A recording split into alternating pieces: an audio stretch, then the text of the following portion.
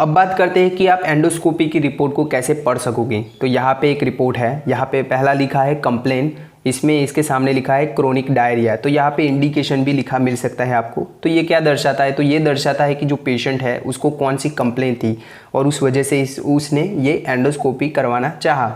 जैसे कि इस पेशेंट में है क्रोनिक डायरिया, मतलब कि इसको लंबे समय से दस्त रह रहा है, इस वजह से इसने एंडोस्कोपी करवाई।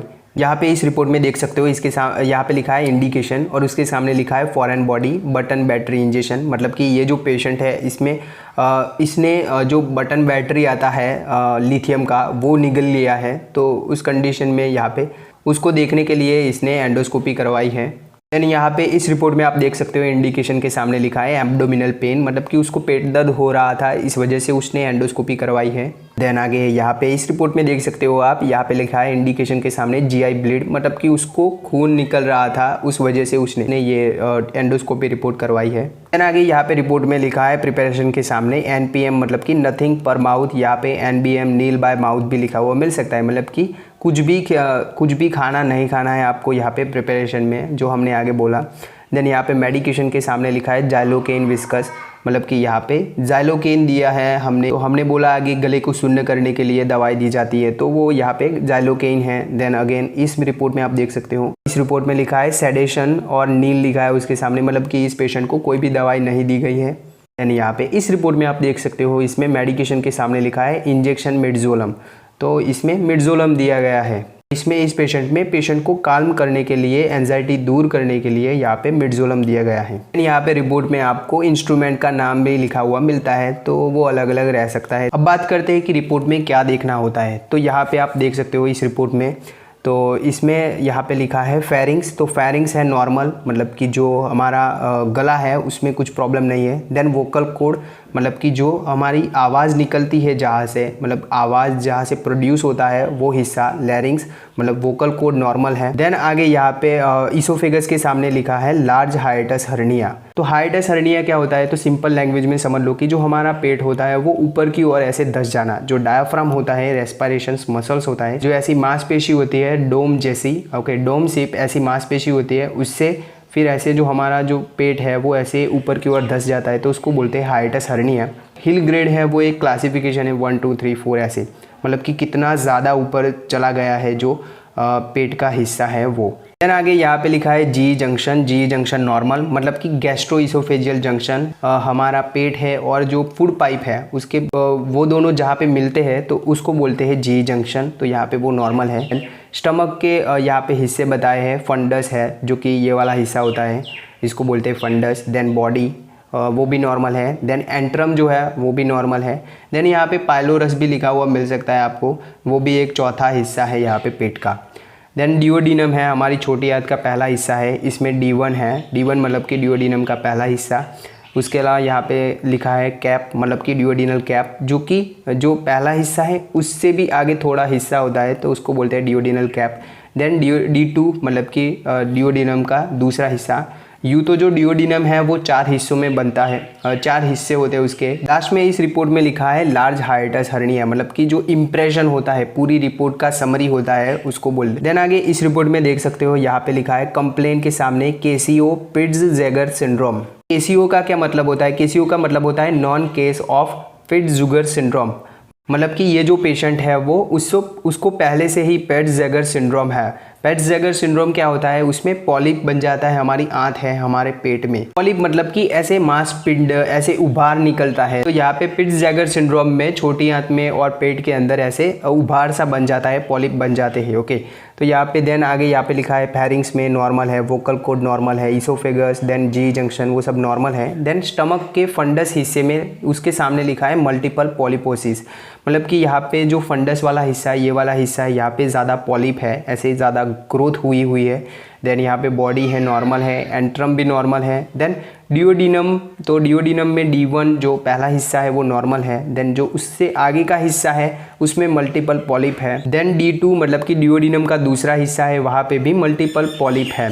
तो यहाँ पे लिखा है केसीओ मतलब कि नॉन केस ऑफ पिट्ज़-जेगर सिंड्रोम और डिओडिनल पॉलिपोसिस, मतलब डिओडिनम में पॉलिप है, स्टमक में भी पॉलिप है। आगे यहाँ पे इस रिपोर्ट में लिखा है UGI endoscopy done with Olympus CV170 scope, मतलब कि ये जो है ओलिम्पस वो एक इंस्ट्रूमेंट का नाम है, जो स्कोप यूज़ किया है उसका नाम है। और यूजीआई मतलब कि अपर गैस्ट्रोइंटेस्टाइनल एंडोस्कोपी।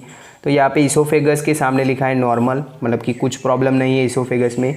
देन यहाँ पे ओजी जंक्शन मतलब कि इसोफेगस गैस्ट्रिक जंक्शन, हमने आगे बोला कि जो पेट है और जो खाना लाने वाली नली है वो दोनों जहाँ पे मिलते हैं तो उसको बोलते हैं ओजी जंक्शन। तो यहाँ पे लिखा है जेड लाइन एट 38 सेंटीमीटर। अभी जेड लाइन क्या होता है, तो जेड लाइन मतलब कि जहाँ पे क्या रहता है कि हमारी फूड पाइप है, खाना लाने वाली नली है, उसके स्क्विमस म्यूकोजा उसकी झिल्ली है, और जो पेट की कोलुमनर म्यूकोजा होती है उसकी झिल्ली जहाँ पे मिलते हैं एक दूसरे से उसको बोलते हैं जेड लाइन। और ये इरेग्युलर है, एलिवेटेड है, तो वो दर्शाता है यहाँ पे मेटाप्लाजिया की कंडीशन, मतलब कि यहाँ पे उसके सेल चेंजेस हो रहे हैं वो दर्शाता है, क्योंकि उसके कोशिका है वो बदल रही है वो दर्शाता है, जैसे कि वो देखने को मिलता है हमें बैरेट इसोफेगस में। अभी बैरेट इसोफेगस क्या होता है वो आगे डिस्कस करेंगे। देन आगे यहाँ पे लिखा है स्टमक में फंडस बॉडी जो है वो distensibility of the stomach was normal, उसमें कुछ प्रॉब्लम नहीं है, जितना विस्तारित होना चाहिए उतना है। Then no ulcer and gastric varices found, मतलब कि यहाँ पे कोई भी गैस्ट्रिक अल्सर नहीं है, छाले नहीं पड़े हैं। और गैस्ट्रिक वेराइसियस मतलब कि जो पेट की खून की नलियाँ है वो भी बड़ी नहीं बनी है। देन एंट्रम वाला पार्ट है उसमें लिखा है नो गैस्ट्राइटिस और अल्सर नोटेड, मतलब कि उसकी दीवार की सूजन नहीं है और छाले भी नहीं है। देन पाइलोरस वाला पार्ट है वो नॉर्मल है। देन आगे डिओडिनम में लिखा है D1 D2, जहाँ पे D1 में लिखा है नॉर्मल है। देन D2 में फोल्ड आर नॉर्मल। फोल्ड क्या होता है, हमने आगे बोला कि ऐसे फिंगर जैसे प्रोजेक्शन होते हैं जो कि एब्जॉर्प्शन, खाने को शोषण करने में इंपॉर्टेंट रोल प्ले करते हैं। और इंप्रेशन में यहाँ पे लिखा है नॉर्मल स्टडी, तो यहाँ पे कुछ भी प्रॉब्लम नहीं है। आगे इस रिपोर्ट में आप देख सकते हो यहाँ पे लिखा है इंडिकेशन के सामने CA इसोफेगस फॉर SEMS। अभी ये जो पेशेंट है इसको कार्सिनोमा है इसोफेगस का कैंसर है, और उसके लिए यहाँ पे लिखा है फॉर SEMS। अभी SEMS मतलब क्या, SEMS का मतलब होता है सेल्फ एक्सपांडेबल मेटालिक स्टंट। तो यहाँ पे एक स्टंट रखा है पेशेंट में, क्योंकि यहाँ पे जो इसोफेगस है, फूड पाइप है, उसमें ग्रोथ होने की वजह से, कैंसर की वृद्धि होने की वजह से क्या रहता है कि यहाँ पे स्ट्रक्चर बन गया है, रुकावट हो गई है। तो उसको ऐसे जो रुकावट है उसको दूर करने के लिए यहाँ पे मेटालिक स्टंट को रखा है। SEMS मतलब कि मेटालिक स्टंट है उसको रखा है, बाकी सब कुछ यहाँ पे नॉर्मल है। देन आगे इस रिपोर्ट में आप देख सकते हो इंडिकेशन के सामने लिखा है foreign body button battery injection, मतलब कि ये जो पेशेंट है इसने बटन बैटरी होता है, लिथियम बैटरी होता है, उसको इंजेक्शन कर लिया है, उसको निगल लिया है।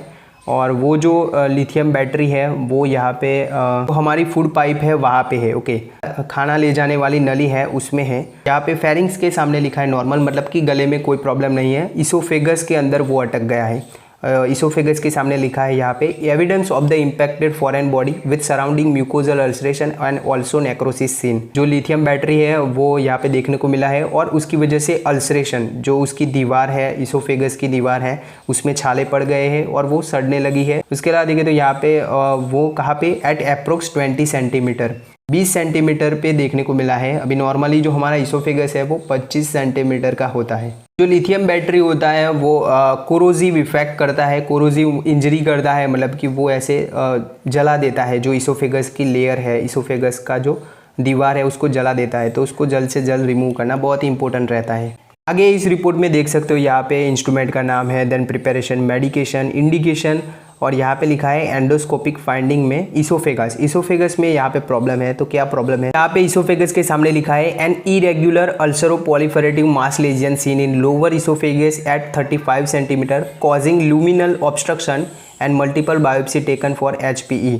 यहाँ पे इस पेशेंट में एक इरेगुलर ग्रोथ है जो कि एट 35 सेंटीमीटर 35 सेंटीमीटर के एरिया पे है, मतलब कि निचले हिस्से में, जो हमारा फूड पाइप है उसके निचले हिस्से में 35 सेंटीमीटर पे है, और वो लूमिनल ऑब्स्ट्रक्शन कर रहा है, मतलब कि वो ऐसे रुकावट कर रहा है। यहाँ पे उसके multiple biopsy taken for HPE, मतलब कि हिस्टोपैथोलॉजिकल एग्जामिनेशन के लिए वो बायोप्सी उसकी ली गई, उसको वहाँ से लिया गया है, छोटा हिस्सा लिया जाता है, ओके, बायोप्सी को देखने के लिए, मतलब कि वो जो कंडीशन है वो कैंसर की कंडीशन तो नहीं है, उसको देखने के लिए। आगे यहाँ पे स्टमक है, डिओडिनम है, उसमें कुछ प्रॉब्लम नहीं है। तो इंप्रेशन पे लिखा है यहाँ पे लोअर इसोफेजियल ग्रोथ बायोप्साइजेड, मतलब कि यहाँ पे जो हमारा फूड पाइप है, खाना लाने वाली नली है, उसके निचले हिस्से में ग्रोथ है, और उसकी बायोप्सी के लिए उसका सैंपल भी लिया गया है। देन आगे यहाँ पे लिखा है rapid urease test for H pylori. H pylori एक बैक्टीरिया होता है जो कि अल्सर करता है हमारे पेट के अंदर, हमारी छोटी आंत के पहले हिस्से में छालों को करता है।